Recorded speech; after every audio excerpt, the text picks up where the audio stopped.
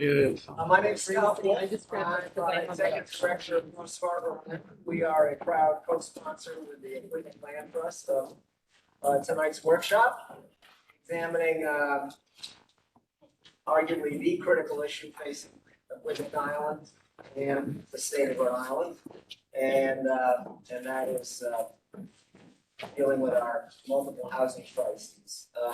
This series is examining ways that creative housing, transportation, and conservation policies and strategies can maintain this island's exceptional soul and magic and quality of life, while improving economic opportunity for all Aquidneck Islanders. We at Grow Smart Rhode Island are enthusiastic about helping to lead this workshop because of our mission, which is an ambitious one, but I think a critical one. It's to lead and engage Rhode Islanders in advancing neighborhood revitalization, environmental stewardship, and economic opportunity for all.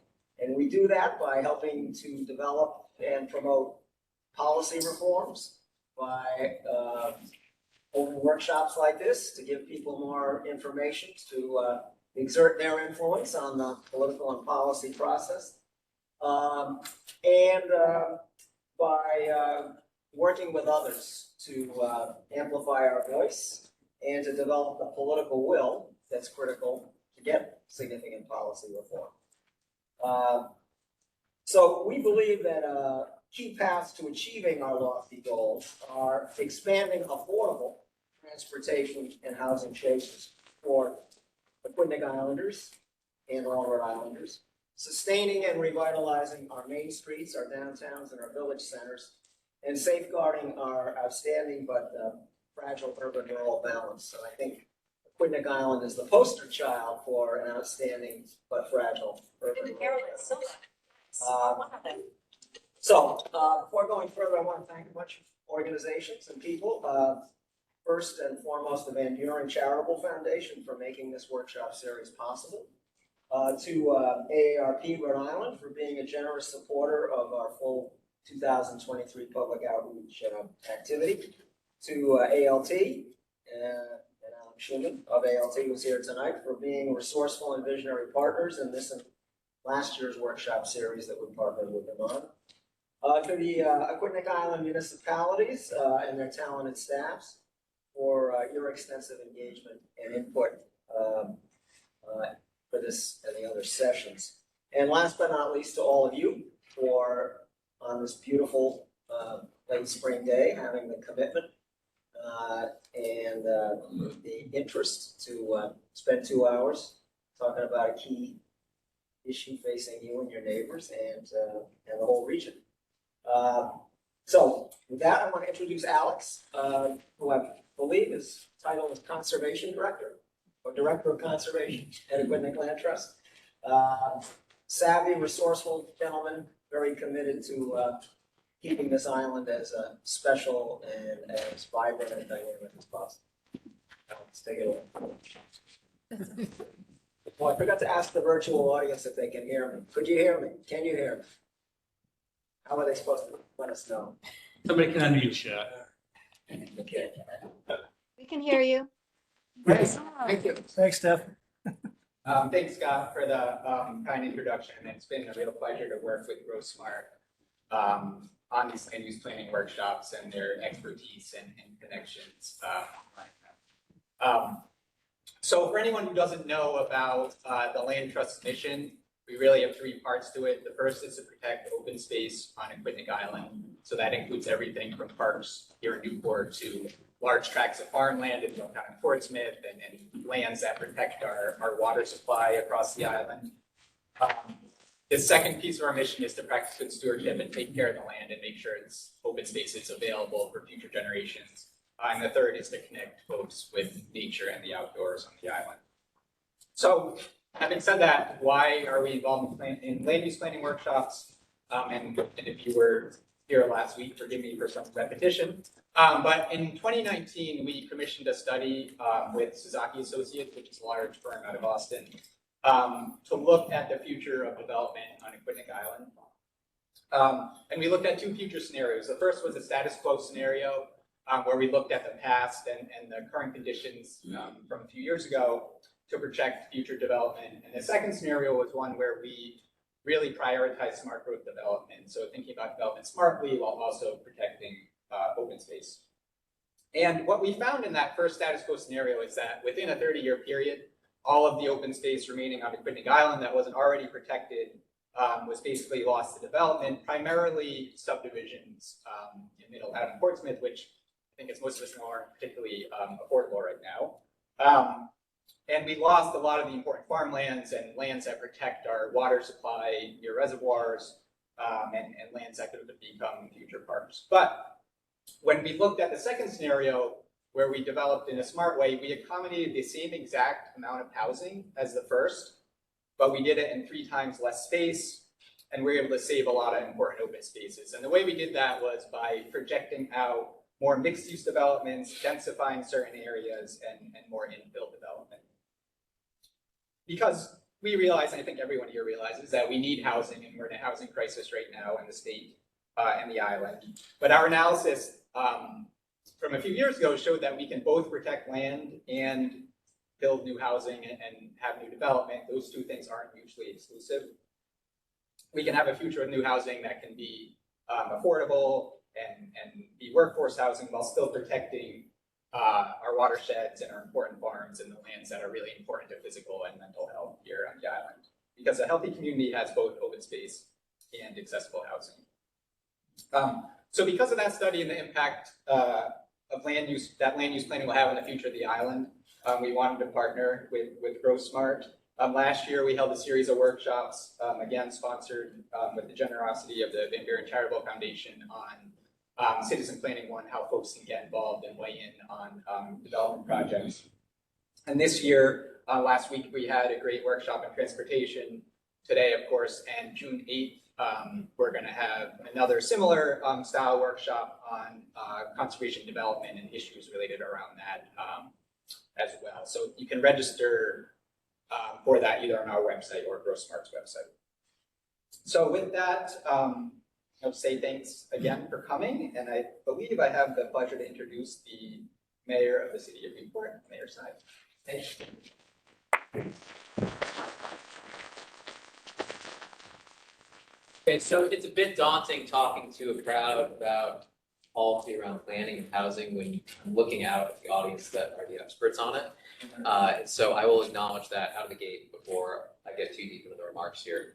I'm going to talk a little bit more generally, I guess, about how I view housing, why we've chosen housing as one of our top priorities at the Newport City Council, what we see as the problem, and some of the solutions that we're working on to hopefully make the issue better. I would start by saying this, though. We have been using the term crisis to describe the challenges that we're facing on a very regular basis in our society right now. We have a gun control crisis. We have a crisis of the quality of our democracy. We have a crisis in housing. We have a climate change crisis. And people are getting numb to this, right? And the urgency that we need, that you normally associate with addressing a crisis, isn't happening, right? That urgency is there in the initial statement, and then we're not seeing the follow-through action that we need afterwards. One of the reasons I felt so strongly that Newport was the place for us to spearhead potentially pursuing solutions for the housing crisis is that the pain is more acute here on Aquidneck Island and Newport than it is anywhere else. Right? You all know the statistics on this very well. We look at the cost of rents increasing by almost 40% since 2015. We look at the cost of owning a home on Aquidneck Island increasing by almost 65%. We look at the recent study that just came out from the Rhode Island Foundation, we're working with Boston Consulting, saying that to afford a 2-bedroom apartment in Newport, you need to make $170,000 a year. Okay? And you realize that there is something to calling this a crisis. The question is, are we going to act with the urgency that crises normally require to solve that issue? It's worth stepping back and looking at what's actually caused this crisis. We hear about it anecdotally as elected officials on a very regular basis because these pressures that we talk about economically have caused an underlying level of anxiety that exists in our community tied to housing. If you don't know where you're going to be living tomorrow, in a month, in a day, in a year, in 2 years, you have anxiety, right? And that is what's probably this community's greatest challenge. This is one of the best places in America. It is not one of the best communities in America. And the key to making that happen, I really believe, is getting this housing issue under control and helping us address education. Now, on the housing front, how did we get here all of a sudden? Right? This was a community that for years was looked at as a very good community to grow up in, to raise a family in, to send kids to school. Then all of a sudden, we're facing what feels like an absolutely impossible housing market. We've all gotten calls from friends who say, I have a friend that's going to be down in Newport. Can you help them find an apartment where they're looking for a 2-bedroom for $1,800? Like, sorry, that's not happening. I know that when I sat down with Emily Tessier, who's on the council in Middletown earlier, and her partner, Tyler Romero, it was housing that we were talking about as younger people, because that's the challenge we hear about from our peers. You look at the number of new units that were added in Newport, this starts to make sense why we have an issue. Since the year 2000, this community has added 24 net units of housing.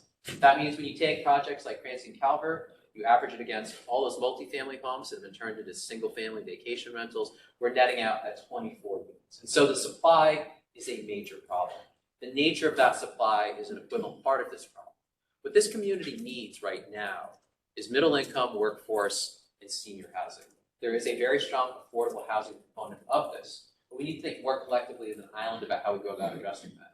Newport is at the top of the charts for the percentage of affordable housing per capita in the state, at the very top. Our work isn't done there. When you look at the homelessness challenges that we're dealing with downtown, the fact that a huge number of our students in our public school system are homeless, you realize that yes, every part of the spectrum needs to be addressed. But that failure to address that middle gap is what's driving a lot of our problems that we feel right now societally. The backbone of any community in America is the middle class, and specifically a series of really 4 jobs, right? Public safety, school teachers, nurses, right? Civic employees. These are the people that form the consistent middle class that stay in a community throughout economic fluctuation and make it the type of place that has that cohesive character that sticks and stays for a long time. And so that's where we're really focused in Newport, right? How do we address this problem? What do we get at here to help fix this challenge that we're facing? Part of this is, like I noted earlier, a supply problem. So we start looking at the things that are inhibiting us, inhibiting people from developing appropriate housing stock in this community. Part of this we know is zoning. With 80% of the properties in our residential zones non-conforming, that means that anytime they want to do anything outside the box, they have to go before a zoning board. The second part of this is looking at some of these rules that do not comport with this concept of building denser housing. This is an island that is 90% built out within the city of Newport. And so where do you put new housing if you're thinking through the traditional lens of popping up a single family home? It means we need to start thinking about how we use the second and third floors of properties that, while they historically may have had residential uses above them, now are just a single level retail space. We need to be thinking about things like density and how much density we allow under the current zoning code. Things like outdated requirements for parking. One thing I've learned very quickly serving on this council is that parking is a constant issue that comes up before the council. It's also the most controversial. You make almost nobody happy whenever you start dealing with parking, right? But you have to deal with it. It's just a reality of how people get around. But until we start thinking through how we move people better around it, with much credit to Tristan Tooley for the recently passed master transit plan, until we build out that infrastructure, parking is going to be a constant thing we need to be thinking about. The next piece of this, though, is really how we're actually going about using the existing housing stock that we have. Airbnb is low-hanging fruit. This is a target that we all like to pursue and go after. You will see our council consistently find ways to crack down on illegal Airbnbs. This is certainly a problem, but there's another gap that is emerging in our community here with the inflation of real estate values, and that's investment. Right? You have an increasing number of homes that are being used as investment properties. This is not your traditional, this is a second home, I spent half the year there. These are properties that the US Census finds sit empty for the majority of the year. 25%, 1 in 4 homes in Newport sit vacant for the majority of the year. And so what that is somebody saying, okay, I could put my money in an equity investment, in a bond, which I would recommend right now, inflation. Or I could put it in real estate in this community where the values have consistently appreciated, which, by the way, if I get to drop in and see it, a couple times a year, is worth it. Hey, I might actually be able to rent it out for a month or 2 months at a time, right? And so you start to see how we're using our housing stock and the things that we're doing that influence how attractive it is to use it that way, and what we can do to start to deter how attractive it is as an investment. Things like the residential 2-tier tap structure that Newport is in the process of implementing. The final piece of this, though, is we need help, okay? We are elected officials at the end of the day. And so none of us are policy experts in all the areas that we need to address. We're dealing with climate change, we're dealing with gun control, we're dealing with education, we're dealing with housing, we're dealing with infrastructure. And so we need to get serious about staffing up our planning departments to have the capacity to actually generate the solutions. Our city council passed a package of 5 different resolutions looking at housing. They were the absolute best efforts that we could think of things that were emerging that could help us better address the challenges. Accessory dwelling units, the use of vacant properties, looking at our existing zoning code and overhaul. But at the end of the day, our idea is asking our planning staff to come up with solutions and policies geared around these tools is just piling on more to a staff that is already very strained. If you look behind you in the room, you see 70% of the city of Newport's planning staff and 2 individuals, right? And so in addition to considering controversial land development projects, hotels on the waterfront, our master transit plan, what we're gonna do with the North End property, our city's North End in totality is 60 acres of land. The 195 land that was freed up from the relocation of that highway system, 19 acres. There are half a dozen people dedicated full-time to figure out how to develop that land. We have a fraction of Trish and Julie's time focused on that. So you have planning staffs at the local level in smaller communities like those we have on Aquidneck Island that are being asked to do more and more and more as our communities have gotten substantially larger and more complex. And so we need to appropriately staff them. Things like the municipal fellows program, very helpful to us to do that. Things like technical assistance from the state, very helpful to do that. But we still need local point people who can actually take advantage of these programs that are available to us. And so in Newport, that's what our focus is right now as we move through the budget process. I'm going to be making the ask of my council. We consider expanding our planning department so they have the resources to tackle things specifically, including housing, and thinking about things like our North End and figuring out what the best possible solutions are. These conversations, the best thing that we do at municipal level is we steal ideas from them. And that's really what forums like this are about. So thank you so much for having me. Thank you for all taking some time on a beautiful afternoon in the spring to have this conversation. It's valuable. We hear you. We hear you.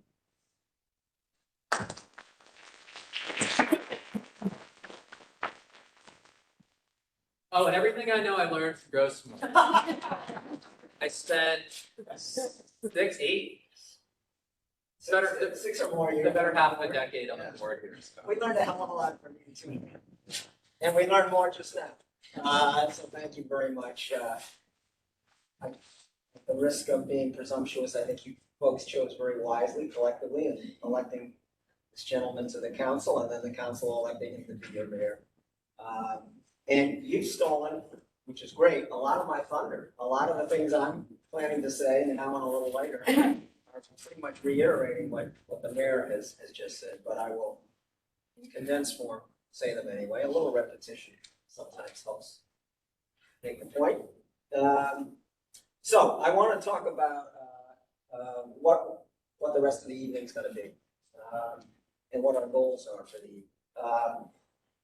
The primary goal is to assess how a variety of different tools and strategies can increase the supply of affordable workforce, missing middle housing in smart growth locations, both in Newport and in other parts of Aquidneck Island, with a special emphasis on how do we generate more multifamily housing, which many communities have a visceral resistance to because they associate it with increased local contribution. And we've designed this workshop based on several assumptions. The main one is that there are at least three interrelated housing crises facing your island, facing the state, pretty much facing a lot of the country. One is, the mayor already alluded to, a housing supply crisis. What, a net of 26 new units? I think you said. Was that 24? In how many? Yeah. Anyway, so a supply crisis. We're just not on a net basis adding much to the housing stock. Statewide, we're producing about 1/3 of the units that we should be producing to meet demand. And you may be scratching your head and saying, this is both Aquidneck Island and Rhode Island as a whole are slow growth states. We're not we're not Texas. We're a slow growth state. We're growing a little bit. But the combination of modest growth in population and continued reduction in the average size of our households creates a significant demand, and that demand is not big. So don't assume because we're a slow growth state that this isn't a huge problem. And then there is a housing affordability crisis as well as a supply crisis, and the two are inextricably linked. Too few of the housing units that are being produced on the market or available in the market are affordable to people with modest means. As again, the mayor pointed out, $170,000 cost for a typical 2-bedroom in Newport. That's a stark statistic. Yeah. And then I think the third crisis, and this one is not discussed as much, is what I would call a housing location efficiency crisis. And what I mean by that is we have too many new housing units being built on pristine land, on farmland and forest land, and too few allowed to be built in what I would call smart growth locations, areas where you have infrastructure, where you have services, and therefore where you can have well-designed density that promotes rather than undermines the character of the neighborhood. So tonight we want to examine current housing policies and proposed projects in each of the 3 Whidbey Island communities, and a variety of ways to meaningfully address the problems and the 3 crises I've outlined. So the agenda, we're going to hear from the municipalities and their take on, beyond the mayor's eloquent take on what's going on in Newport. The staff will also weigh in along with staffs from Middletown and Portsmouth. Then we're going to hear from Chris Worley of the policy consulting firm Fourth Economy, and he's going to provide, I think virtually, John? Yeah. The highlights of a recently completed, comprehensive, I think innovative plan for improving the housing situation throughout what's known as Greater Newport, which is defined, I believe, in this for this study's purposes as all of Newport County and Bristol County. And then one of our colleagues from Housing Works Rhode Island, I think, Bryce Kelly? Bryce Kelly, is going to present a brief overview of 2 outstanding tools that they've developed. They're a housing policy think tank, basically. Then you're going to hear back from me to do a little riff about what's going on at the state level that we're involved in at Grow Smart, that we're seeking to influence with some success, and that should have a positive impact on the efforts here to address the housing crisis. Then we'll have some questions and discussion, which my esteemed colleague John Flaherty will facilitate, and a brief concluding segment with some thoughts on next steps. So at this point, let's turn to our municipal staff from the island for their housing overview and plans. And why don't we start with the host community? I think we have Trish Reynolds and Thule, I don't know your last name on there, from Newport. Take it away, folks. And then I think we've got John Wolanski, I saw from Middletown. I know we have some folks from Portsmouth, and I apologize, but you'll have to self-introduce. I don't know your names.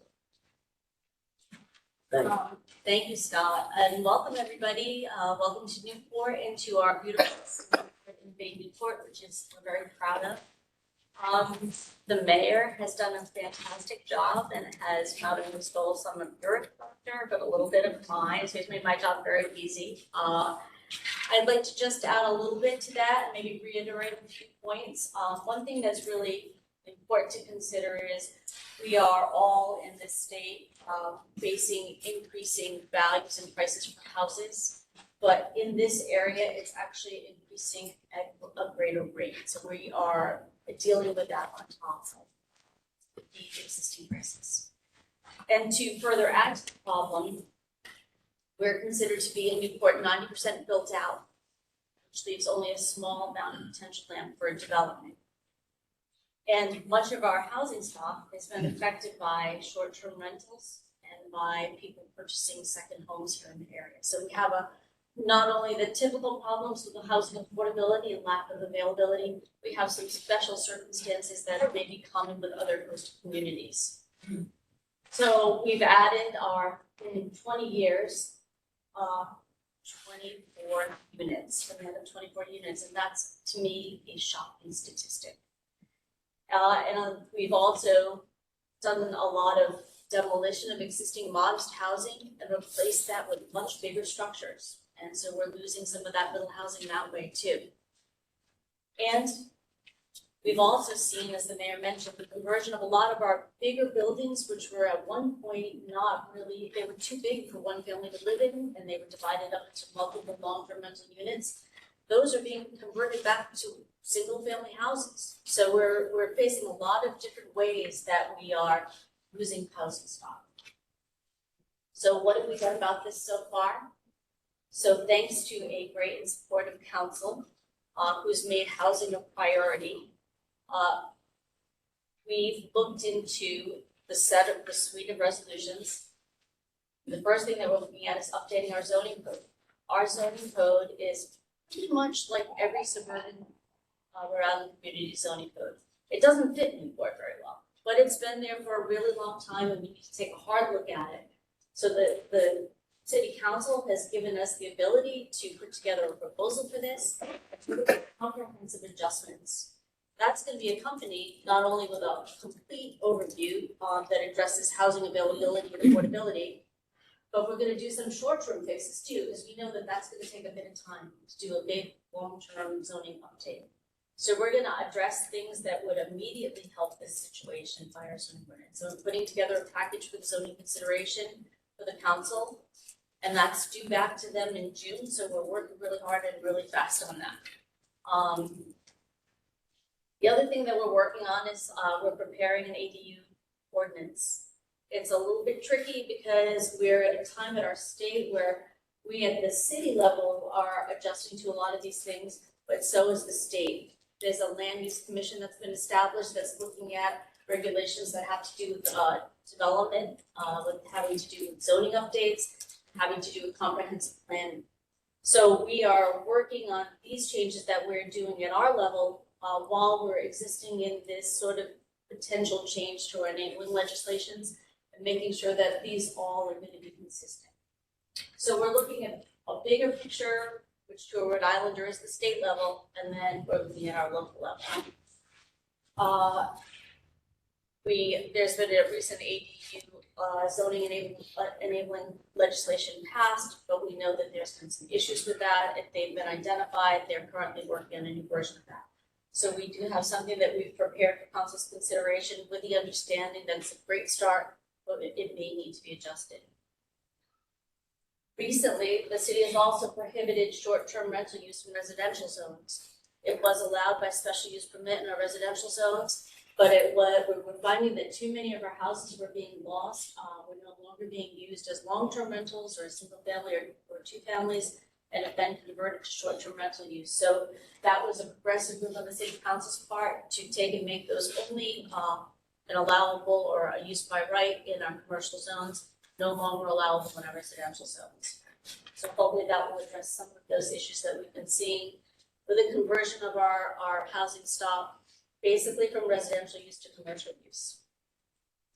And then one of the things that we're really proud of, and the mayor mentioned, was our North End zoning. For years, the North End of the city has been identified as a key job creation center, primarily in the food tech or innovation industry. But we understand that jobs need to be supported by affordable and readily available housing. So we have allowed for a percentage of housing in the North End to support the economic development there. And we're giving density bonuses for developers that provide workforce housing that's affordable to the people that want to work in. We've also added a component to that, which is something that's been allowed for planning boards for a while, but very few communities have taken advantage of the unified development process, which allows us to specifically in that area consider proposals that may need development review at one-stop shopping just at the planning board and not being ping-ponged back and forth between the planning board and the zoning board. And this will hopefully increase the speed that we can get through these projects and provide some workforce help. The zoning, and I think this is a really key point too, does not allow for single-family housing. So we realize that that density is not gonna help us in that area. We don't wanna provide for single-family housing. We're supporting a greater density, a higher density, and only multifamily units. So that's something that's very different for a suburban type of development pattern that we have here, that we're hoping is gonna allow us to have an increased density and provide more housing options. So we all know safe and affordable housing is not only a basic human right, it affects the health of our residents and their well-being, but it also affects our city's economic growth and success. In a city that's now experiencing sea level rise and stormwater challenges, providing housing must also carefully consider our natural resources and our resilience also. So we're balancing those issues right now. We see visible effects of climate change. We want to make sure that what we do is smart and it adds in a way that doesn't exacerbate some of those problems. Thank you, Mayor, for such a great setup. And with that, I'm all set. I'll turn it over to our next town. I think Ron Walensky from Littleton. Okay.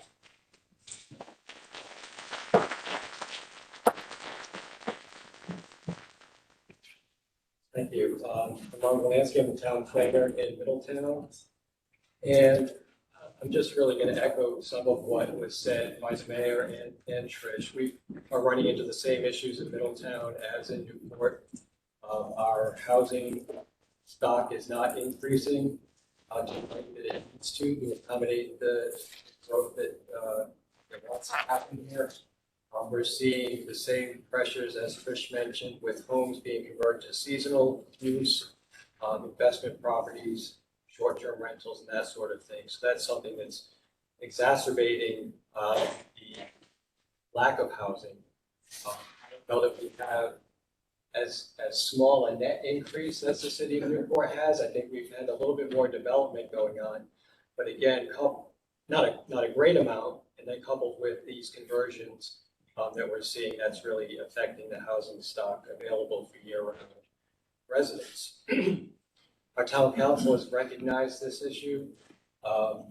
They're well aware of the need for workforce housing, need for housing for town employees, and to their credit, have created an affordable housing committee that is chaired by one of the council members. There are two other council members on the committee, as well as some residents that serve. It initially started as a committee focused on senior housing, and then really morphed into a housing committee that's going to look at all types of housing, senior and family housing. And they've been at that work for a few years now, and we're seeing some results that I'll talk about a little bit later. One thing I was asked to talk about tonight is the town's mixed-use zoning ordinance, which was adopted a few years ago. This ordinance allows in the town's general business and limited business zoning districts for mixed-use development, including multifamily, to be developed by right, subject to plan review by the planning board. That's something that took us a while to get through town council and adopted. But again, it was recognized that introducing multifamily residential development in appropriate locations is an opportunity to help solve the housing crisis. Our ordinance provides for a unified review process, meaning that someone coming in for a mixed-use development goes to the planning board. The planning board is the single reviewing body. They will do the plan review and then also consider any zoning relief that is needed, and will ultimately take action to approve the development. That avoids having to go back and forth between the planning board and zoning board. So that's resulted in, so far, again, it's been a few years that it's been in place, a few developments that have come through the process. These are all projects that are, I guess, converting existing commercial developments into a mixed-use development by introducing multifamily. There was a 12-unit project on the corner of Forest Avenue and East Main Road, another 12-unit project on Quinnick Avenue. Both of those introducing residential multifamily into an office setting where there's office buildings. We have a larger potential development that's received master plan approval, and that's an expansion of the Polo Center on Quinnick Avenue to include, at least at the master plan level, approved for 60 multifamily units and some additional commercial space that will be incorporated into the existing Polo Center commercial development. These are all market rate developments. There's no affordable associated with those. However, as we just heard, and we'll talk about this more tonight, it's really all levels of housing that are needed on the island, market rate, affordable workforce, any amount of housing is going to help the current situation. Some recent and ongoing projects in town that are affordable housing projects, two that have come through the comprehensive permitting process, which is a process allowed in state law where someone promoting or proposing affordable housing as part of a housing project is able to unified review, again, by a single body, and also gives them more opportunity to seek zoning relief. So two projects that have been recently approved are the expansion of the West House property on Forest Avenue, which is a senior living facility by Church Community Housing, Christians in the Room. That project is going to be going to construction for new affordable units and 15. And then the second is a private developer, Roadbrook Commons, being developed by Mezzalella Development Corporation. This is at the old Skater Island site on West Main Road. They've received from the town final approval for a mixed-use project which will contain 144 total units. Of that, 63 will be affordable units. And we understand just recently they are on track to get the affordable housing tax credits through Rhode Island Housing that they were seeking that will allow that project to proceed to construction, we're hoping, in the very near future. The town is also working itself to develop housing, again, through the work of the Affordable Housing Committee. There are a couple of projects that are in various stages. We're hoping in the very short term to get a master plan application put together for a project that actually spans two sites. One site being the Berkeley Peckham School property where the senior center is, and then also the property, the Elephant School property where the school administration is. The Berkeley Peckham would be a senior housing, 100% affordable. The Elephant School property would be a mix of probably senior and family housing. Those two properties together have the potential to produce about 70 affordable units. And together, it's 100% affordable that the town would be pursuing. Second project that the town itself is working on is the recently, you probably read in the paper, purchased property on East Main Road just across the street from Town Hall. 4.5 acres was purchased by the town for the purpose of creating affordable housing. That property will be for single family housing on small lots, the potential for up to 20 housing units there that would be developed by the town in partnership with an affordable housing developer. The last project that I'll mention is a project that's been in the works for quite a while, the West Main Road Connington property, Middletown Center, as it's being called now, which is a public-private partnership. The town is working with a private development team to redevelop that 15 acres on the corner of town-owned property for a mix of commercial, hotel, and residential uses. As it stands right now, that's in the concept phase, ongoing discussions and negotiations between the town and the development team. But at this point, they're proposing in the range of 150 total residential units, with a minimum of 10% affordable. That conversation is still ongoing as to whether 10% is the number that we'll end up at, but there will be at least 10% affordable units as part of that development. Again, that's still in the concept phase, so stay tuned for further developments on that. Then just a little bit more on ordinances. The town is currently investigating and drafting an inclusionary housing ordinance. This has been in the works for quite a while. It was recommended in the town's comprehensive plan several years ago. So the planning board is currently drafting that ordinance and doing some research on how other towns are approaching inclusionary zoning.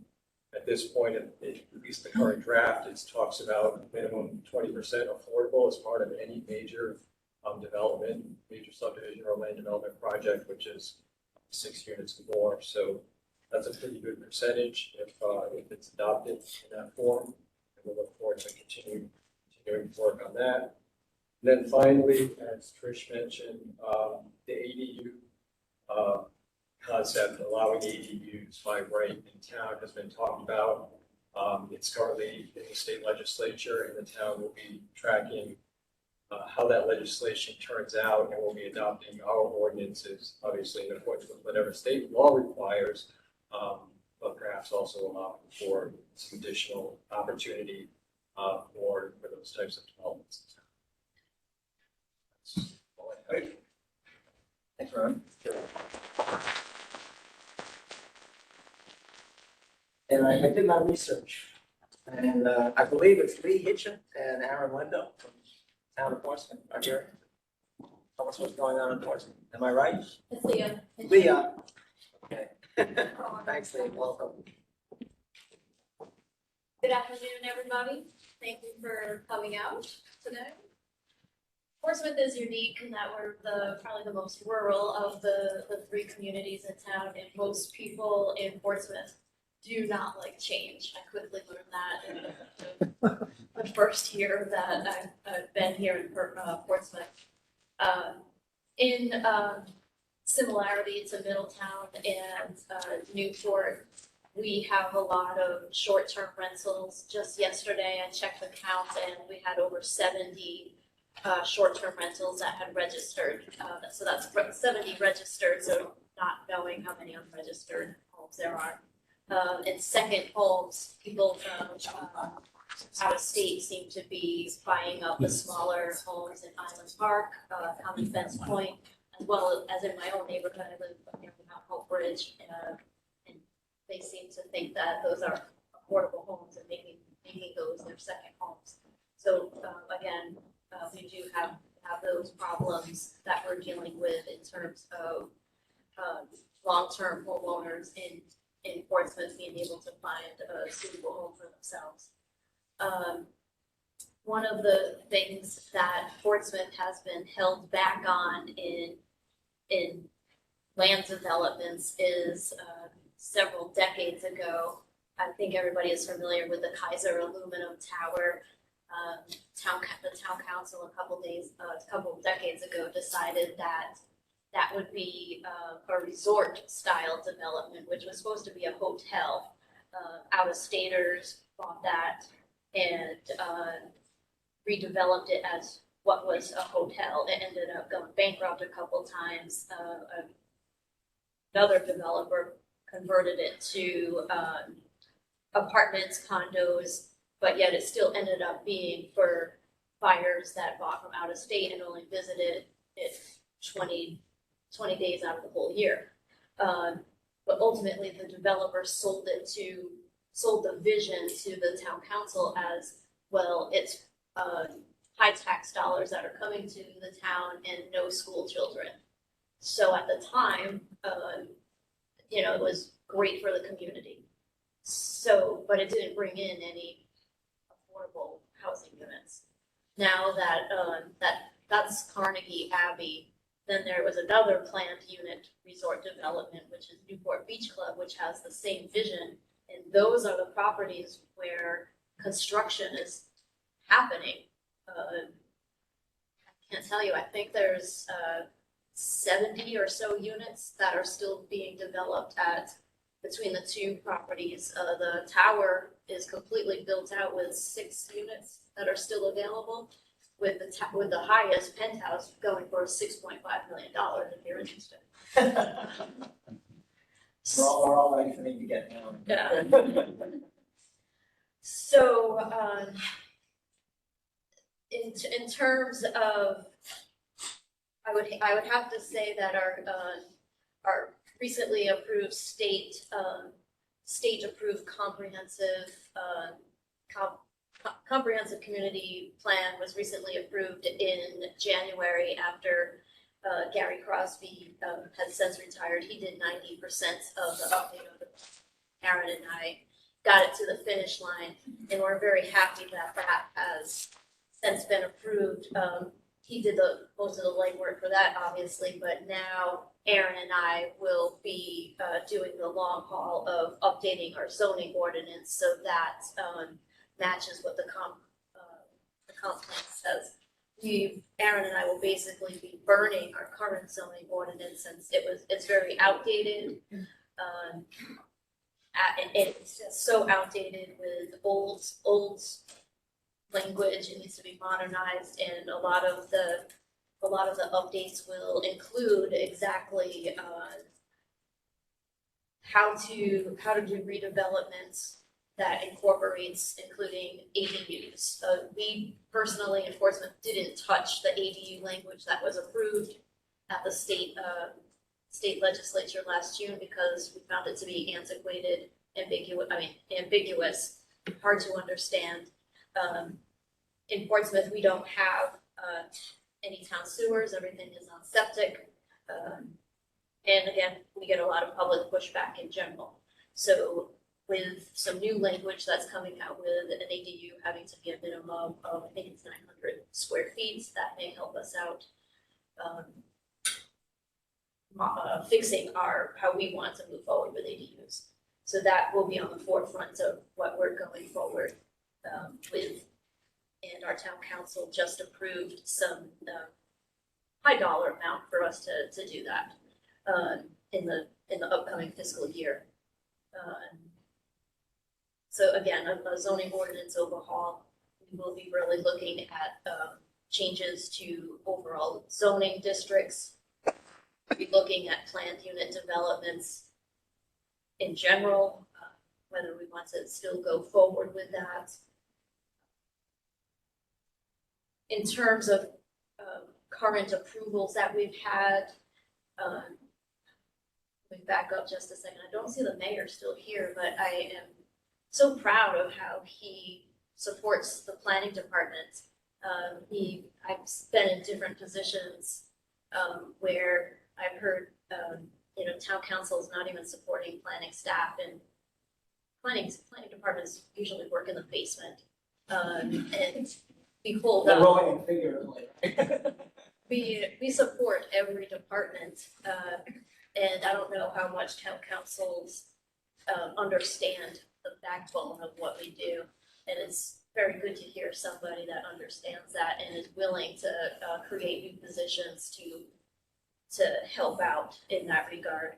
I will say that here in Portsmouth, only having a staff of 2, we are extremely busy, work extra hours to get the work done. But it is really good and helpful to know that we do have Church Community Housing that has helped us out with grants. We have Rhode Island Infrastructure Bank that has been really helpful in getting us some help we need. So even though we are still a staff of 2, we have the arms to reach out to. So that has been great. Again, Christian, thank you so much. We just got a positive email yesterday in terms of the senior center, housing senior center that he's been working really hard for over the course of the last couple of years, which he would probably want to run as far away from Portsmouth as it hasn't. hasn't been easy, but that it's located at 110 Bristol Ferry Road, which is the existing senior center. It used to be a historic schoolhouse, but between him and the town staff have been working towards creating 54 affordable senior units. If money allows, the historic school will be redeveloped for 6 market rate units and a whole new fabulous modernized senior center. But it wasn't easy to do. It was an uphill battle with solid lawn signs all over the place. Don't do this, don't do that, and it was just a hard battle for it. But so far so good, knock on wood. So that is a large uptick in our senior affordable units. Maybe within the next year, we'll have the gold shovels in the ground starting work.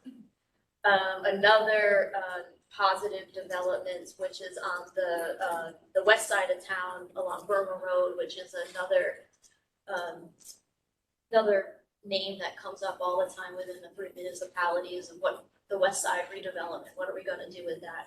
Well, in Portsmouth, there's 5 vacant parcels which used to be owned by the Navy. A developer has purchased 5 of those lots to be 96 units, of which 40 of those units are geared or highlighted to be for affordable housing. It did receive master plan approval about a month ago.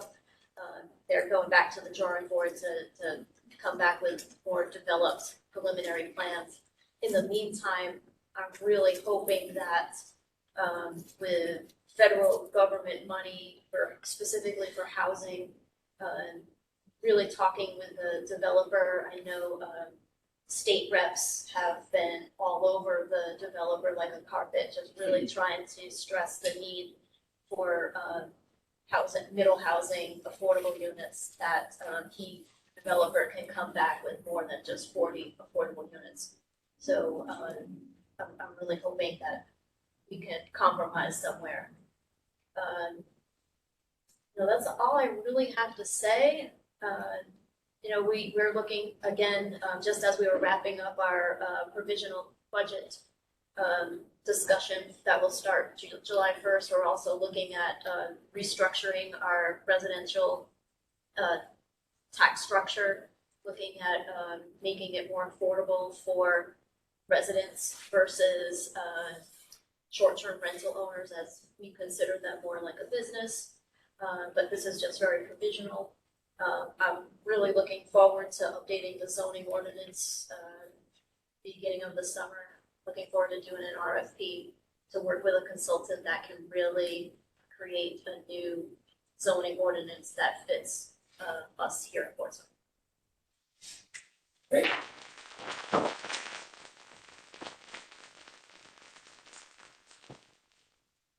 Well, I think, thank you, Leah, very much. Thank all our municipal officials.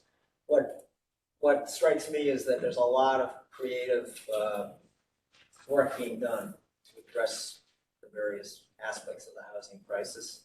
Almost built in a day, as the old cliche goes, but we've got good talent and people who are working hard to be creative and innovative, and that's a plus.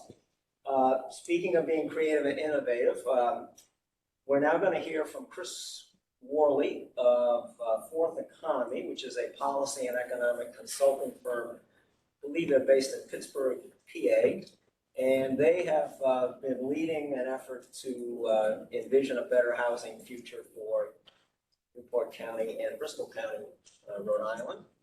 And ProSmart Rhode Island has had the opportunity to work with them, provide some input. John, is Chris ready to? Chris is ready. All right, Chris, I invite you to virtually give us the highlights of the plan. So take it away from the internet.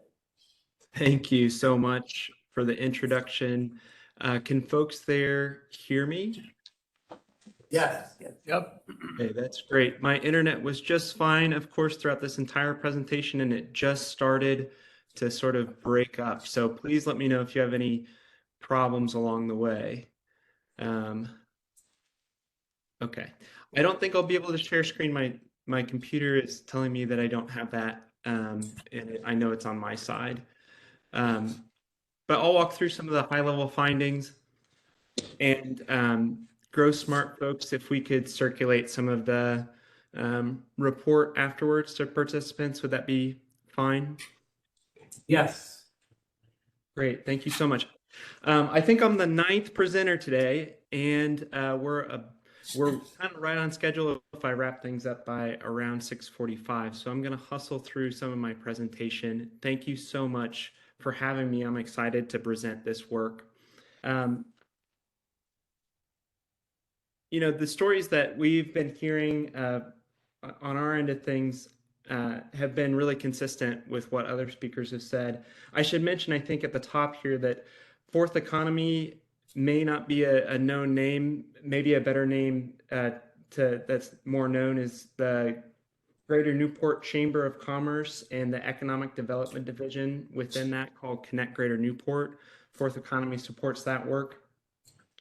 As others have mentioned, the geographical region that we support is the two-county region of Newport County and Bristol County. So the analysis that I present today will be about that geography.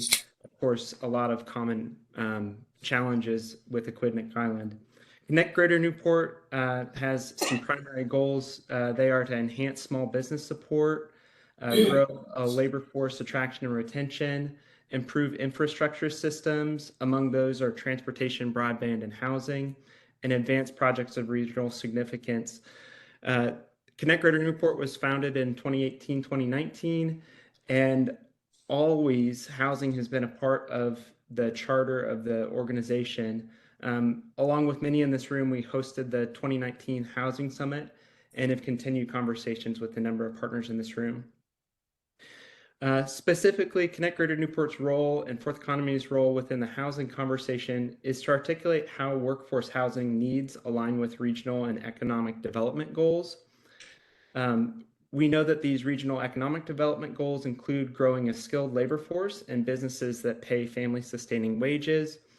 We've heard many, many stories of businesses who pay really good wages, not being able to recruit workers when their most qualified candidates and preferred candidates decline or drop out after looking at housing options and realizing they're not able to live in this place.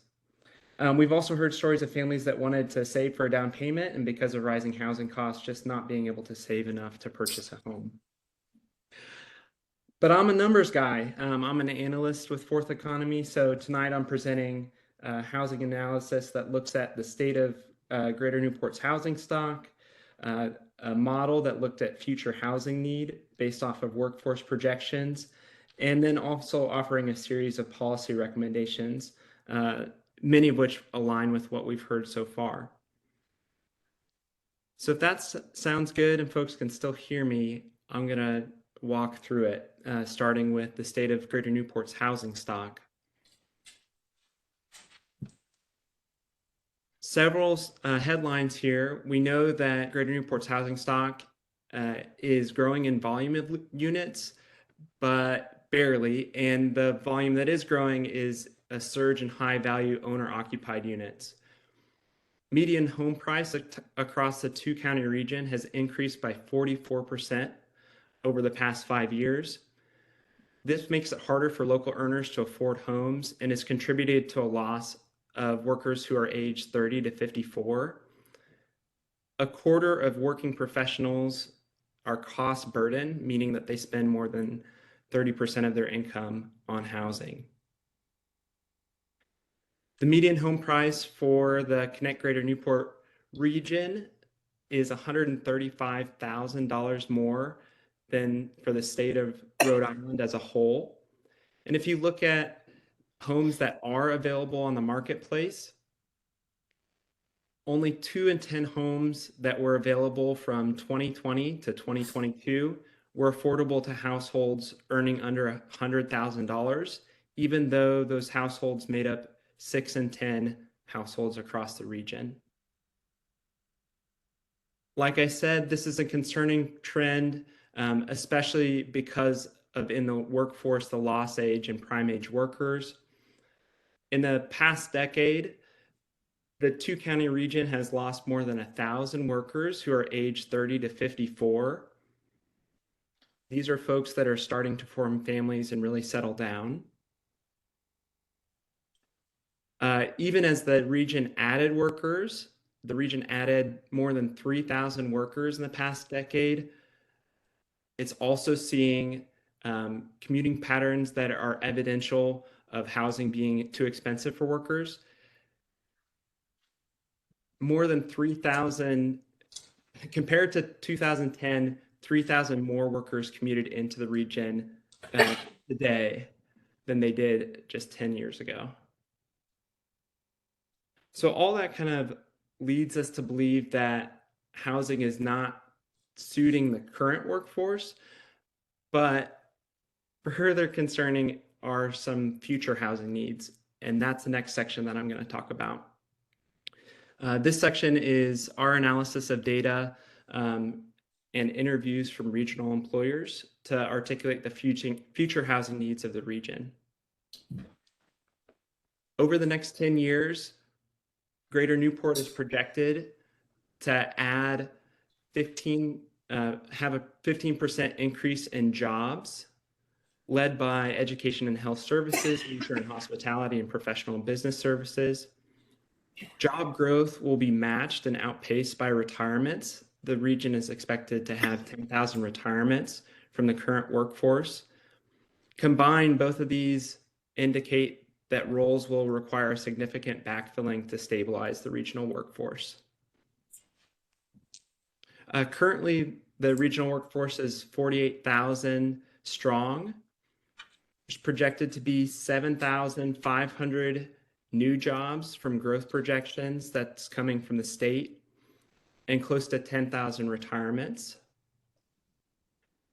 When you combine all this information together, the factors of replacement jobs for retirees and growth in new jobs indicates that the Greater Newport region will need to add 9,000 units over the next decade to match this workforce growth and need. A majority of that added workforce will form households with annual wages between $75,000 and $100,000, meaning that a new supply of purchasable units priced under $400,000 and rentable units priced under $1,300 per month are what's needed.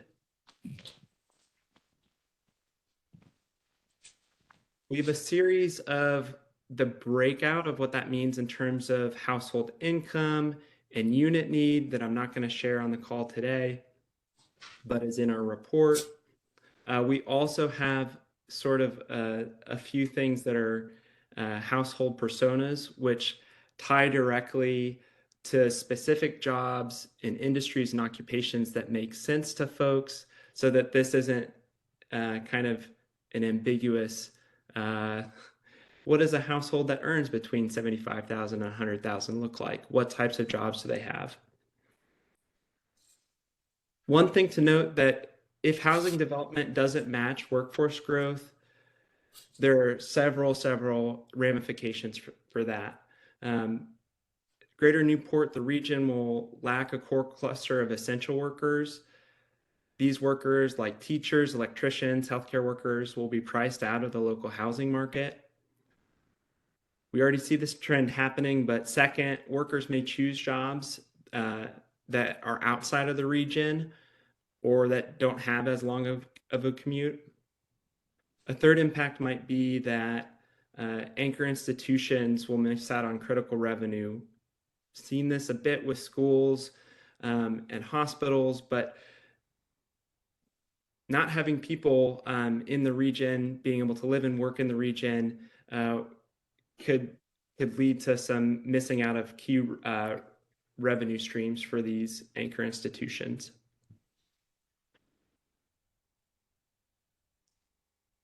We have a few recommendations that align with some of what other speakers have said, including, looking at the supply challenge. I think the mayor had said that the net new unit creation for the city of Newport was around 24 units. Well, kind of tallying that against the 9,000 new units needed for the region, you come up quickly with the sense that there needs to be a housing program targeted towards workforce housing. And there's a significant need on the supply side. Some of the specific recommendations that we have are around workforce housing. We have some targeted towards addressing the desires for retirees to age in place and remain in the region, including ADUs and allowing retirees to downside in affordable ways. We're also in alignment, I think, with the ALT, where we're talking about there is this dual strategy of being able to protect farm and forest land while increasing density. And there needs to be a look at zoning that protects some parcels while permitting development of others. I think we've talked a lot about zoning in this meeting tonight. Alongside of all of this, we know that there needs to be an increase in multifamily housing development to meet the housing demand. Right, so looking at specific provisions within zoning that reduces barriers to creating new multifamily housing development, parking provisions, buy rate zoning, all that kind of stuff. And then also prioritizing areas for redevelopment, and then looking at accessing state technical assistance and other technical assistance that can add capacity to local planning departments and efforts. Looking at a variety of state housing, state historic tax credits, Rebuild Rhode Island's tax credits, an emphasis on transit-oriented development, which I think we'll hear about a bit in a later presentation. I'm sorry that was so quick, but I think I'm trying to keep us on schedule. That was what I had for my presentation. Great, thank you, Chris.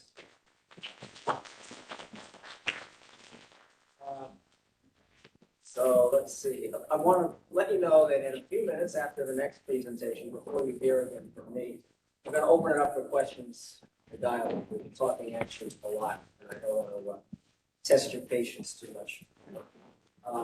But we have Annette or Bryce? Bryce. Here or virtual? He's gonna be virtual. Okay. So Bryce from Housing Works Rhode Island is going to talk about two innovative tools they've developed which can help with planning and executing more housing production, especially for those in the affordable and workforce categories. Take it away, Bryce. All right, thanks a lot. Is everyone able to see my screen? Yes. Excellent. Okay, so my name is Bryce Kelly. I'm the research analyst at Housing Works Rhode Island. I'm here to just discuss and give a little bit of a preview of some of Housing Works zoning work over the last couple of years and what we're intending on doing in the next few months. But as we've discussed tonight, there's definitely this connection between the type of housing we need, the amount of housing we need in zoning, and we recognize that. And over the last year, 2 years or so, we've been really making a concerted effort in this space to collect, zoning ordinances, to collect official zoning maps, zoning shapefiles, all in an effort to stand up Rhode Island's first zoning atlas, which is really an outgrowth of what Desegregate Connecticut did a couple of years ago. And that's grown into actually the National Zoning Atlas Collaborative, which we're the Rhode Island partner for. But we're continuing a lot of our work in this space. to map all 39 Rhode Island municipalities and their zoning as it pertains to residential development. We also seek to kind of integrate zoning into existing density and to understand, you know, because there are so many areas in Rhode Island that we really love and cherish that existed and were developed prior to zoning. We really want to understand how those interact with current zoning ordinances. But we see this Rhode Island zoning atlas as really being able to help a wide variety of stakeholders in this space. Obviously, for municipalities to better understand, you know, what's going on in their own city or town, as well as, you know, what's going on in their neighbors' city or town.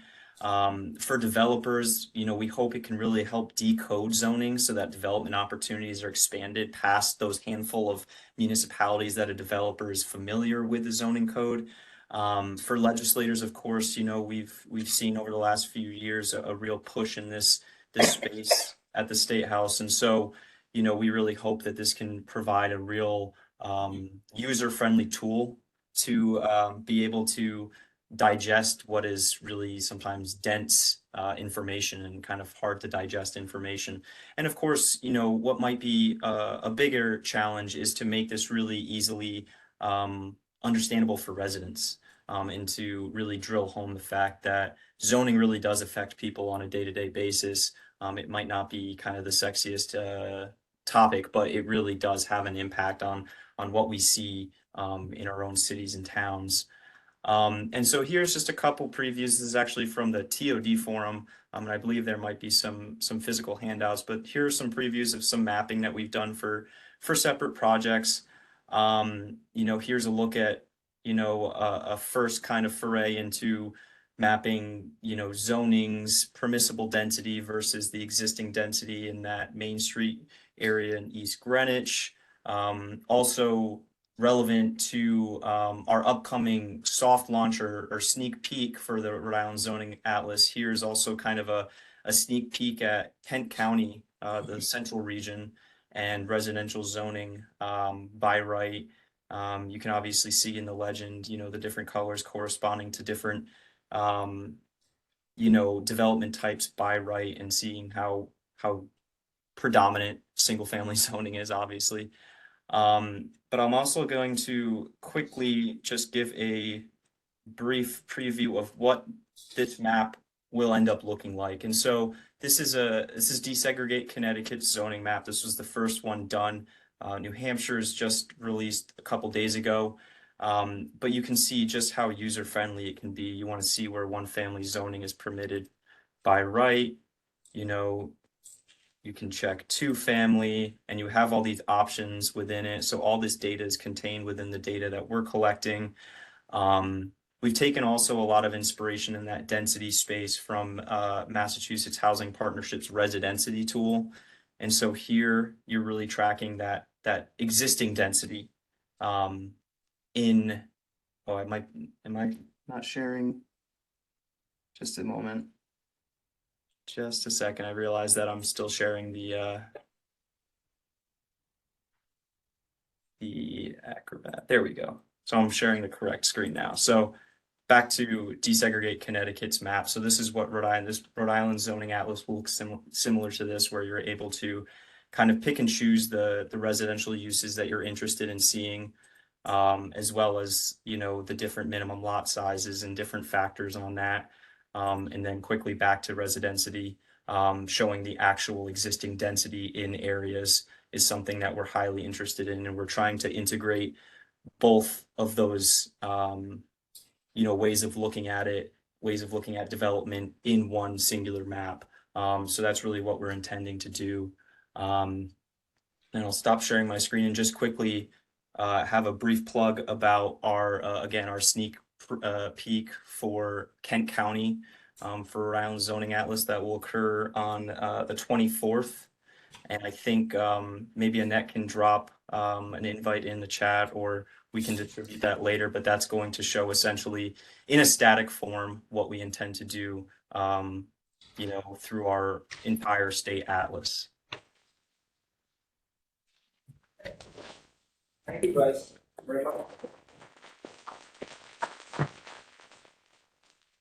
So, I have some more in my own mind, pearls of wisdom to share with you, but I think we ought to see what's on your minds or or I share any more of what's on my mind. So, are there questions, comments questions can be directed to Alex, to me, I think it's Chris Worley from, Still on. Still on. So, yeah, there's a number to our municipal staff, a number of them are still in. Fire away, how you doing? Lincoln from Middletown. Is there a way that you could incorporate broadband with all this increase in households and for equity's sake? Could, especially in education, we're finding we need more of the broadband. That it's very expensive to have all these hotspots for students and families that cannot afford it. Yeah, I wonder if some of the municipal officials want to comment on that.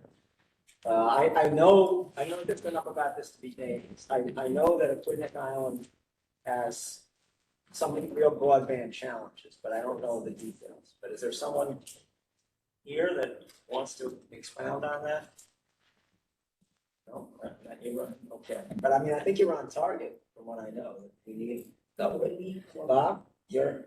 Well, I know the state has finally gotten around to putting together broadband committee, elected an individual to head it up.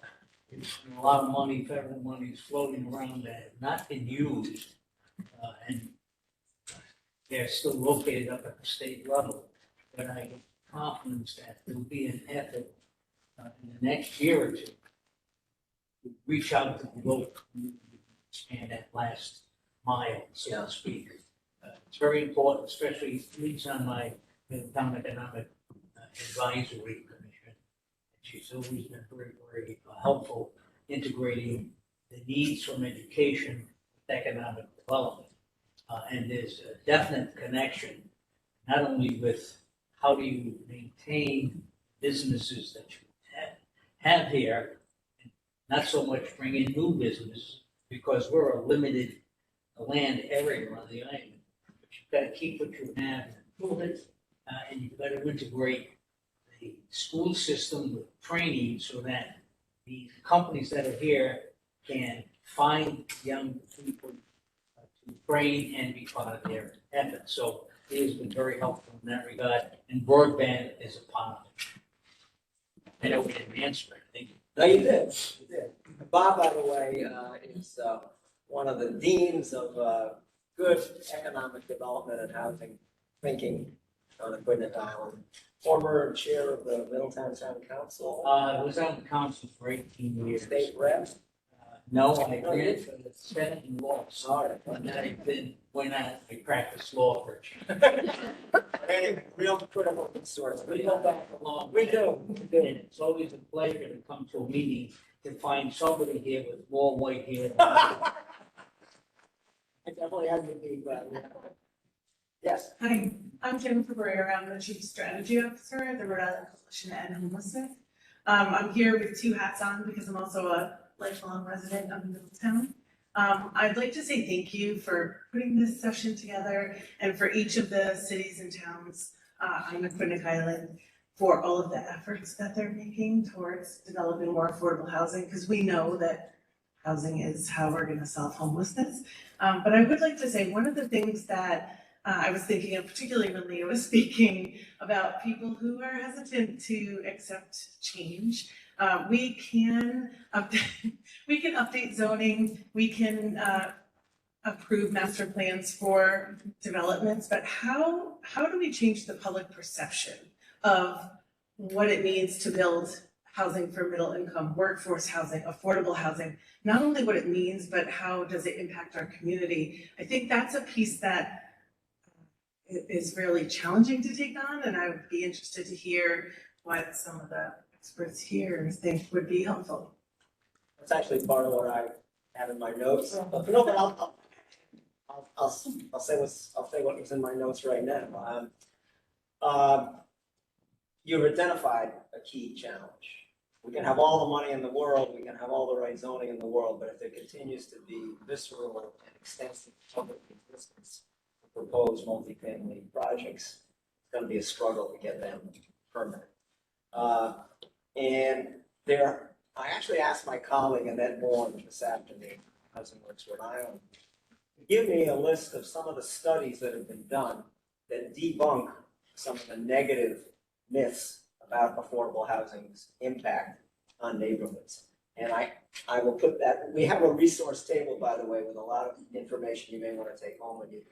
I will put that list with a bunch of links to such studies on. We need to make it more evident to more people that today's affordable housing developments, first of all, are not our grandmother's affordable housing or our mother's affordable housing developments. They are often better designed and more attractive than the market rate housing that they're nestled around. The other thing that I think people don't understand is affordable housing. People who are eligible for affordable housing are not just the desperately poor, although that's an important constituency, but they are people whose incomes range upwards to $70,000, $80,000 a year. So this notion that affordable housing is just for the desperately poor is not square with the reality of what the subsidy rules are. There's also this notion that all the property value.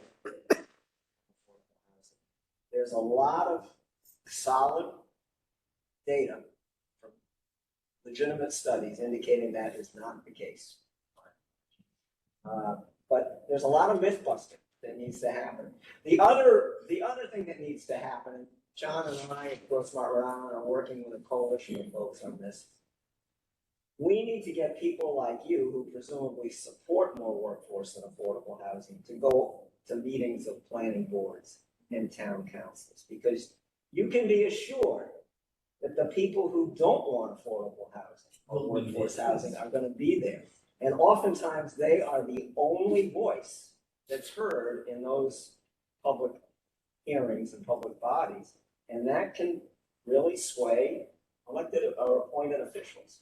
And I was on the Providence zoning board for 20 years, and even in Providence, we tended to hear more from the NIMBYs than the so-called YIMBYs, which is yes in my backyard, as opposed to no. Keep your eyes and ears open, because this emerging coalition that Scott just spoke about is called Neighbors Welcome Rhode Island.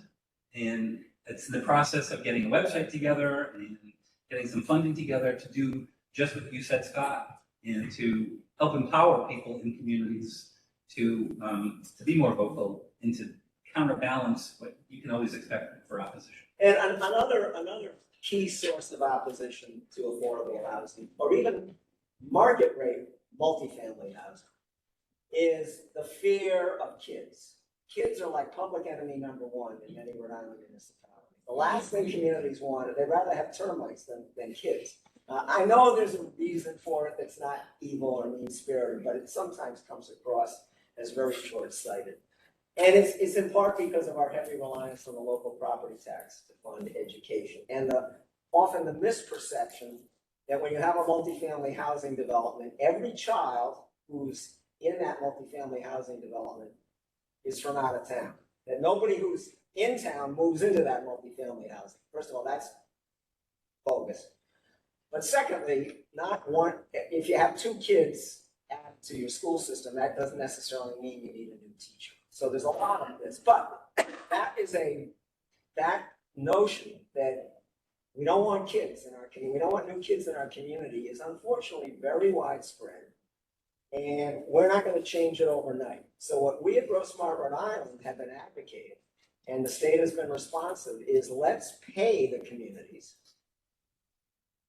a bonus for accepting multifamily housing if they can demonstrate, or let's reimburse them, is more accurate. Let's reimburse them for any extra costs they can associate with a multifamily housing development they've approved. There's a similar program in Massachusetts, and it has spent very little money because most of the communities cannot demonstrate that these housing developments actually increase the cost of education. It's often an urban legend. But in those cases where it's true, the state of Rhode Island is now saying, we will make you whole. So don't use that as an excuse to oppose multifamily housing. And stay tuned. There's more. Massachusetts also has a program where we're trying to adopt and run for Rhode Island that goes beyond reimbursing for extra education costs, that just outright pays a municipality a certain number of thousands of dollars for each new unit they approve of multifamily housing development in locations served by transit and that have a variety of services. 3,000 per unit. Per unit. So it's what I call, to be very flip, like if you get to be my age, you get flip. It's constructive bribing of the local community. Now, the local communities may say, no, that's not fair. We really have a legitimate concern about this. Sometimes they do, sometimes they don't. But it has become part of the mindset of almost all local officials.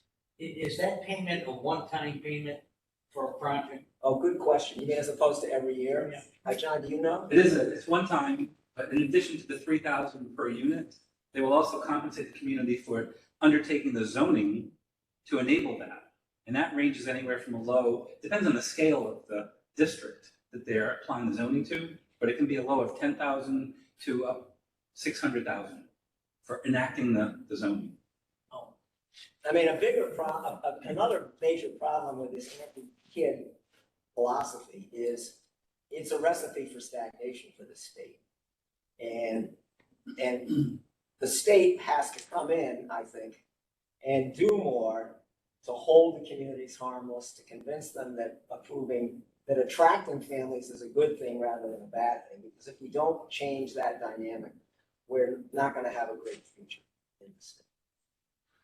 If you're interested, by the way, in this particular concept that Scott was talking about, in Massachusetts, it's called 40R. We've got a couple of a few handouts if you wanted to just read about it. It's in the back of the room. Sorry, I'm riffing. Go ahead, yeah. We also have to make education on rights for all children, because right now, in the state of Rhode Island, education is not a right in our state constitution. And we're having lots of problems with funding and so forth because of that. That's gonna happen. And you know, there's a link between this housing crisis and education. Because if you are constantly moving your family from one housing unit to one house to another, one apartment to another, because you can't afford the rents, you're behind on rents, that creates an unstable environment for the kids, and it creates real significant learning difficulties. And maybe they're going from one school to another. So there's really a link between housing and education, between housing and transportation, and between housing and land use reform. Because if we don't allow more density and more mixed-use development, there's only so much there's only so many additional units we can build in a particular.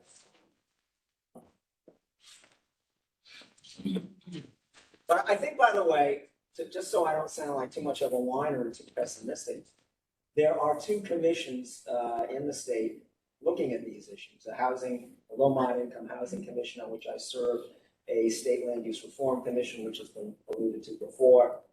There's a commitment by the Speaker of the House and the governor to crack this nut, I believe. There's some other good legislators, people like Lou DePalma in your own backyard, and Dawn Oyer, who are serious about this. So I think we're getting a critical mass of decision makers who recognize same old isn't going to work. And so I'm cautiously optimistic we're going to have at least some forward movement. We're seeing unprecedented commitment of dollars for housing production, $250 million in the last state budget. That's about tenfold what the state has ever committed on an annual basis to housing. Scott, do you have an update on the status of that legislation? I know the speaker did a whole suite of different bills, and I think it's still in committee. That's part of my spiel. I'll do it. I'm not going to do a spiel. I'm going to do a spiel through Q&A. Yeah, it's a series of 14 legislative proposals. I think a lot of them are going to pass, and they do. They include proposals to clarify the ADU rules, as you and others have alluded to, that need some clarification. ADU, by the way, means accessory dwelling unit, if anybody's mystified about that term. Sorry. You sometimes known as granny flats, like people often have developed garages in their property as a separate living unit. That's the general concept of ADUs. So there's a proposal on that. There's a proposal to make it easier from a regulatory standpoint to convert a commercial building to a residential building without going through as many hoops at the local level as you now have to go through. And usually that involves, usually to do that, you have to go before a zoning board, like the one I served on for 20 years, and you have to demonstrate that you can derive no beneficial use from your commercial property unless you convert it to residential. That's a very difficult thing to prove. Can't prove that. We really can't prove it. We wink and nod and approve some of those things because we know it's good for the community, but so anyway, this is a way around that proposal. There also are proposals to make unified development review, which has already been alluded to, more of the norm rather than the exception. In fact, in many cases to require at the local level. So instead of having to go to both the planning board and the zoning board, you can do, as somebody else said, one-stop shopping. There are there's a proposal in the speaker's package and a new proposal from the governor on transit-oriented development, on providing some financial incentives to develop housing along transit corridors and near transit stations. And the feeling is those kinds of developments are less objectionable to local folks than subdivisions, and that they also kind of make more sense from a public health standpoint, from a user-friendly standpoint, because if you have housing near transit, it's likely to be also near other services, and so it just makes for a more efficient, more user-friendly daily life. Less traffic. And less traffic. There's a question back here, Scott. Hi, my name is Elizabeth Adjourn and I'm a resident of Portsmouth. I've only lived in Rhode Island for several years now. Coming from Massachusetts, we have something called the Community Preservation Act. Yes.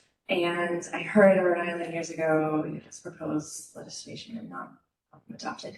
And I just wondered, where I live from in Bridgewater, I was on the CPC, I was on that committee. We had a developer that wanted to take a historic school and convert it into affordable housing, and he used some of it. So I don't know if anyone's familiar with CPA. There's 3 buckets that tax surplus, if the community adopts it, puts kind of some of their money into, up to a certain percentage, and the state will match that. So those 3 buckets are historic preservation, open space and recreation, and affordable housing. So the developer was able to use some of the town's CPA funding for that. So I just wondered if there's any groups trying to push for that again, where that makes sense. Well, we have, some folks in the environmental community have raised that in the past. And we've been sympathetic, but a little bit skeptical on a pragmatic standpoint for 2 reasons. One, we weren't convinced the state of Rhode Island was gonna come up with a match. And if you don't have the match, it's not very attractive for local communities to voluntarily raise property taxes on their residents. But that was the other part of what we were concerned about, is that Rhode Island's property tax burden, in many communities at least, is already pretty onerous. And do we wanna fund some of these important improvements through a property tax increase versus income or sales tax, versus having the state step up to the plate more to fund these? So those are some of the reservations we had about CPA. But what I think is kind of making that less of an urgent option is that there's so many other things now being put on the table to, at least to assist housing and to some extent transportation. Historic preservation, there's not a lot of, there's a lot of funding for historic rehab, but not so much funding at the state level for preserving existing structures. And I know, it just, but one other thing I'm going to talk about is there is a proposal by the governor to increase substantially the funding for something called the State Municipal Infrastructure Grant Program. And that sounds very exciting. But it is very important. Grossmont, Rhode Island, and Rhode Island builders and some municipal officials teamed up in 2018 to get this enacted. It's a knockoff of another great Massachusetts program called MassWorks.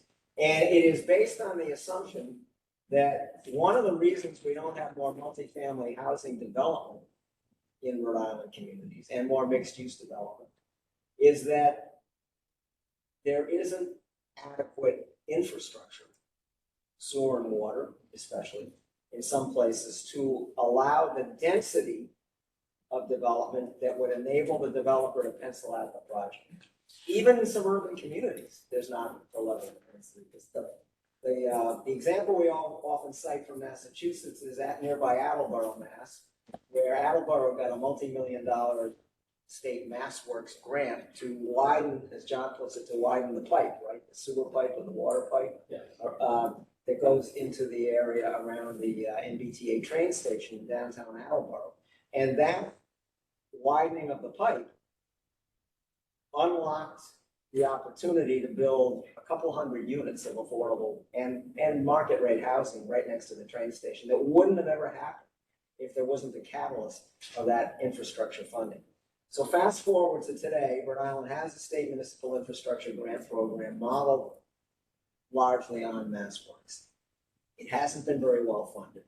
We at Grossmont, Rhode Island want it to be funded at $20 million a year for at least 3 years. We're about the $5 million a year level now, at least what the governor has proposed. But the governor has also proposed recently an additional roughly $5 million, that getting it up to $10 million, with that extra $5 million targeted to areas where the additional infrastructure would be a direct producer of, or a direct unleasher of workforce and affordable housing development. So that hasn't passed. That's a proposal that just came out within the last week or so. Last week. Yeah. There's a write-up about it back here that you can take. Yeah. But so there's a lot of positive ideas floating around, and you might be skeptical saying, yeah, there's always a lot of positive ideas in the legislature, but there's a different dynamic, I think, this year. One is there's a recognition this really is a crisis. For years, Rhode Island legislators, by and large, didn't pay much attention to housing. They're now paying attention to it because more of their constituents are affected by it and they're telling them it's a problem. Secondly, you've got key leaders, people who make a lot of things happen, the Speaker of the House and the governor, who have pretty strongly bought into this as a priority for the state. So I think we might have somewhat of a breakthrough, and we need a breakthrough. Some other questions? Chris, are you still on the line?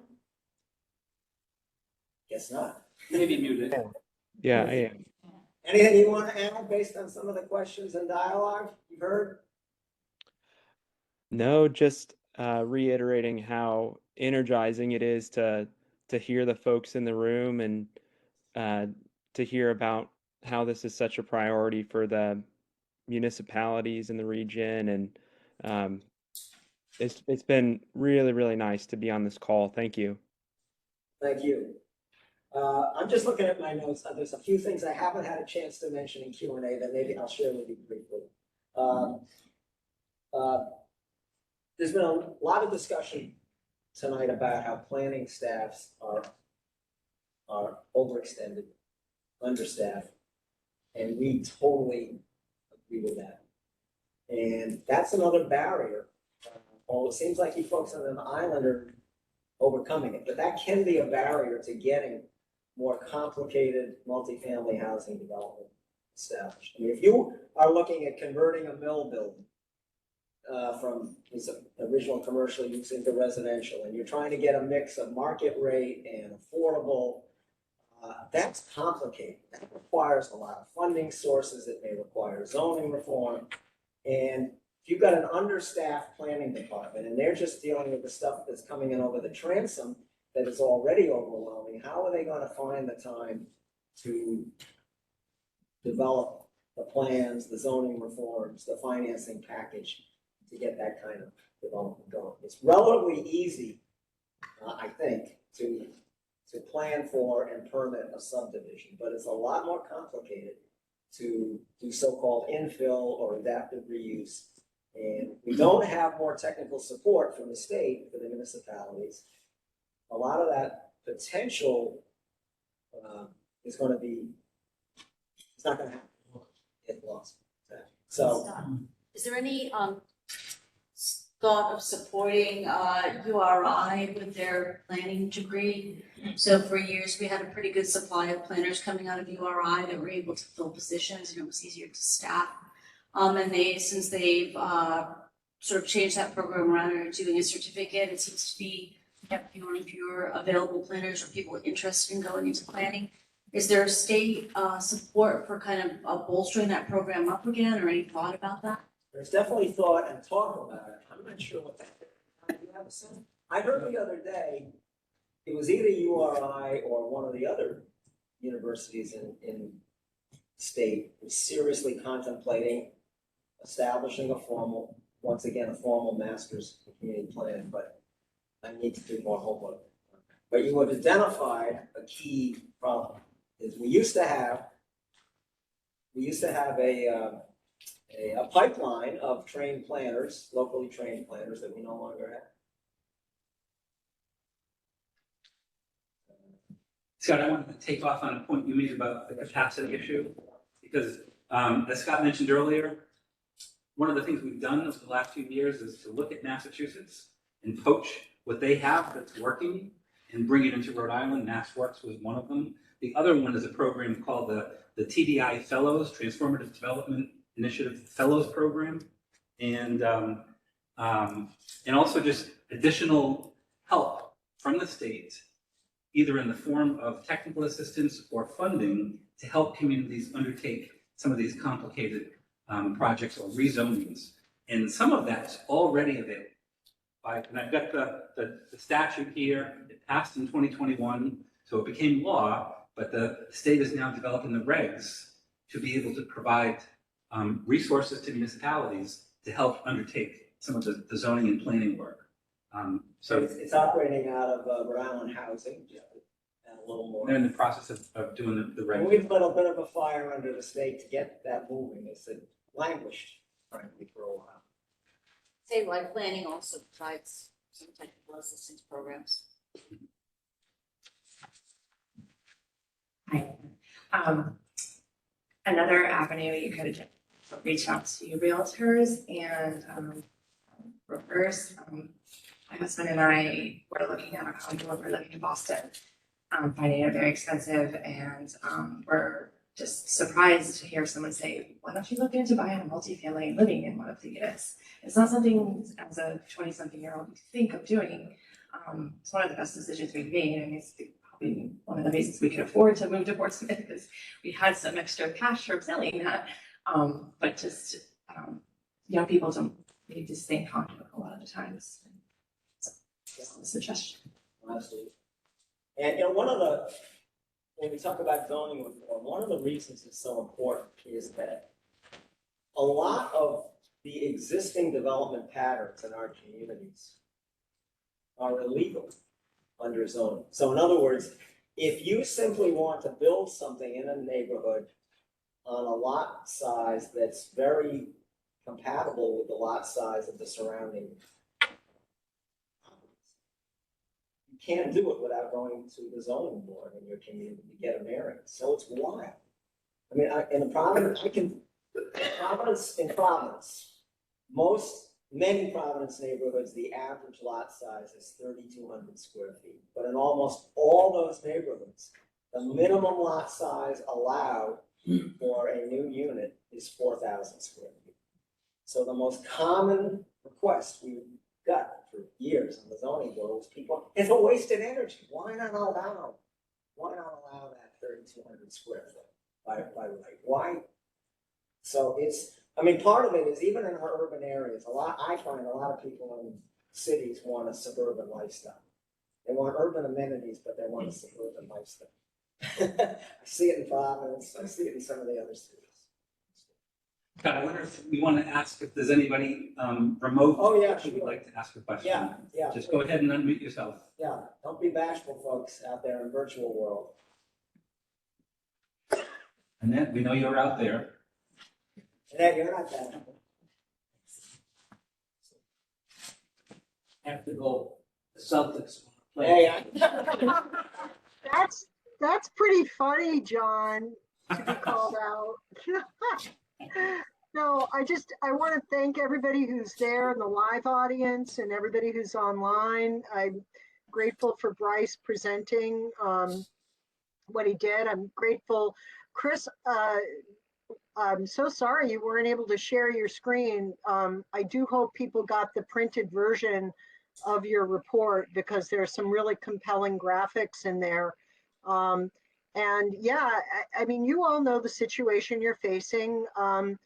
A workforce that is primarily focused on hospitality and food service, and increasingly healthcare. We're facing some real challenges, and I'm not dismissing zoning as a silver bullet. I totally appreciate what Leah must have faced in the Portsmouth negotiations that she mentioned. But John and I are both part of the Neighbors Welcome Rhode Island, and I'm guessing that a lot of people in this audience and others who aren't here, are part of that movement. And it isn't yes to everything, right? We recognize bad development when we see it. But we also recognize that perhaps there are areas, where we grow. I live in the eastern portion of Cranston and on small lots, and I am fully in favor of ADUs being allowed in my neighborhood. We probably will have to deal with parking as an issue. Right now in my neighborhood, we don't allow for on-street parking, and there is a council person who wants to promote on-street parking on one side of the street. And I am open to that. But again, I grew up in Brooklyn and Queens. So maybe, maybe I'm a little different. So, but thanks for calling me out. I am here. I am still listening. And thank you all very much. thanks for all your contributions in that. And so I just want to make one concluding comment, and then I invite you folks to stay and mingle and ask each other questions, ask us questions. But I think, as I said before, I'm cautiously optimistic we're at least on the cusp of a much more aggressive, creative, resource-rich approach to this huge problem. It's still a huge problem, and it's going to remain a huge problem for the foreseeable future. But I think we can make a significant dent. But it's going to require continued investment. It's going to require continued advocacy. It's going to require continued myth busting about what affordable and workforce housing means, and it's going to require the state to step up to the plate more, work more closely with the municipalities, provide more incentives, provide more technical assistance to really get this job done. So lots of resource information up there. There's a little bit of refreshment. Thank you very much for your great insights, great conversation, both in the virtual world and here at Innovate Newport. Have a great evening. Keep the faith, keep plugging. Take care.